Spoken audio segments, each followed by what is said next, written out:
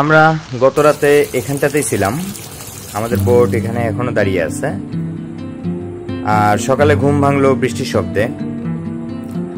এখন ঘড়িতে 6টার মতো বাজে। সূর্যোদয় দেখতে পারিনি মেঘলা আকাশের জন্য।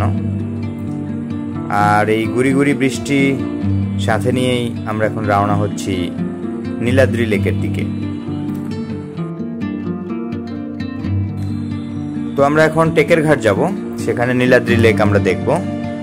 নীলাদ্রি লেক দেখার পরে লাকমাছড়া নামক একটা ছড়া আছে। লাকমাছড়া সম্পর্কে একটু বলে রাখি। লাকমাছড়া হচ্ছে জাফলং বা বিছনাকান্দির মতো একটা ছড়া। ইন্ডিয়া থেকে একটা নদী ঢুকছে বাংলাদেশে। হাওরের মাঝে যে নদী অংশগুলো আছে, নদী অংশগুলো আজকে বেশ উত্তাল। আর এই উত্তাল হাওরের মধ্যে দিয়েই আজকের এই যাত্রাটা হবে।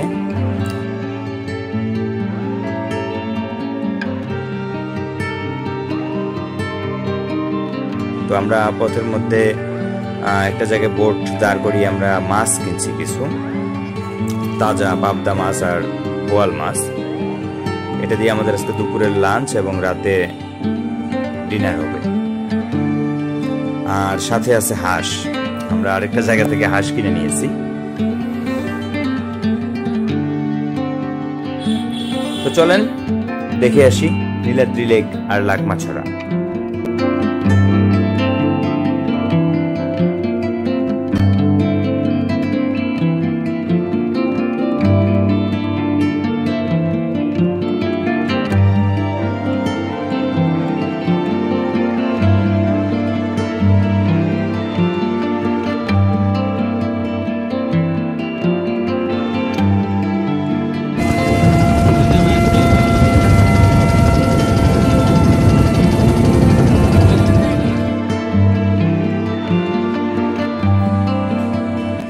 আমরা অলরেডি পৌঁছে গেছি টেকের ঘাট।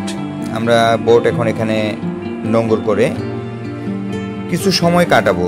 শুধু নীলাদ্রি লেক আমরা দেখব, যদিও এর আগে একাধিকবার আসা হয়েছে। তারপরে নতুনরা এই ট্যুরে নতুন অনেকজন আছে।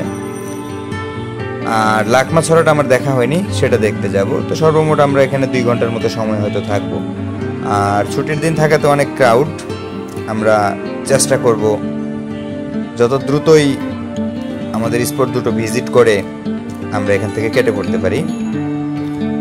দুপুরবেলাটা আমরা থাকবো ওয়াচ টাওয়ারে বা সাবমার্জিবল ফরেস্ট বলে। আমরা সেখানে গোসল করে দুপুরে লাঞ্চ করব। আমাদের বোটে রান্নাবান্না চলতেছে। তো চলেন এখন নীলাদ্রি লেকের দিকে যাওয়া যাক। নীলাদ্রি লেকে কিছু সময় কাটিয়ে আসি।